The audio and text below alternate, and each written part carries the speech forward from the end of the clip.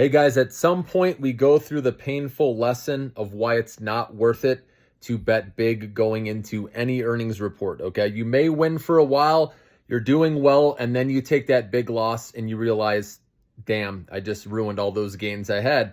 It just takes one, guys, and then you realize it's not worth risking a lot going into earnings. Okay. Especially after a stock has rallied really big going into it. That's where it's danger zone. And just because the stock's down a lot going in the earnings doesn't mean they're going to magically pop after earnings either.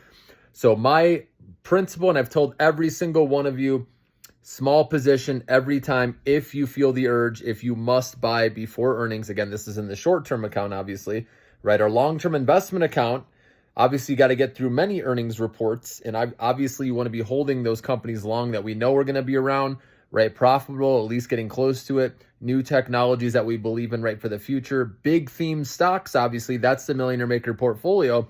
And obviously we're going to hold those. Again, you don't have to have them all, but right, you're going to hold the ones that you like and understand the most, the quality ones, and see what happens down the road. So obviously you have to handle many dips, right? Many earnings reports. So that's different than the short-term trading account. That's why I like to keep it separate.